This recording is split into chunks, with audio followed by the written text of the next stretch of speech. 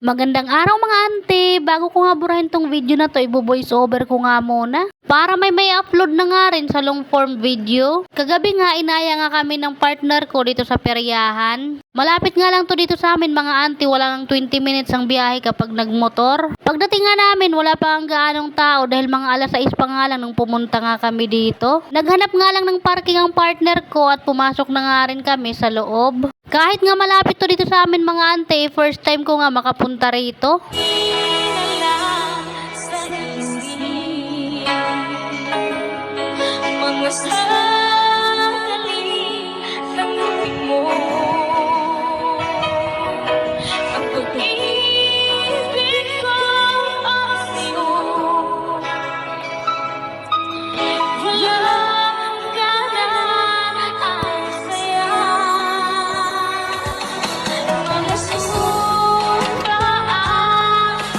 Seryoso na sana ako sa paglalakad at nagtitingin-tingin. Ito namang partner ko biglang nagtanong sa akin kung pinatay daw ba niya yung kalan.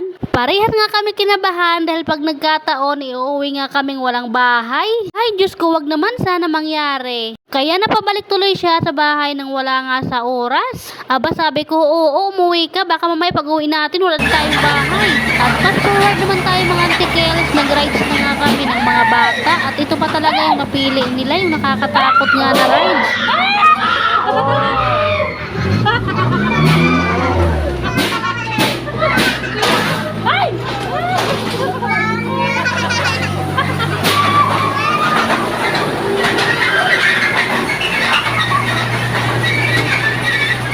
Ang akala ko nga mag-iyakan sa takot, ako pa yata yung natakot kaysa sa kanila. Sila tuwang-tuwa pa. Nakatatlong ikot nga lang at pagkatapos bumaba na nga rin kami. At pagkababa nga namin, nandito naman yung partner ko, naglalaro na rin. Tinanong ko nga siya kung pag-uwi niya ay kung nakabukas ba yung kalan. Mabuti na lang talaga at napatay nga niya.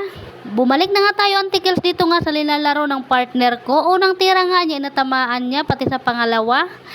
Yung pangatlo nga ay hindi nga tumama.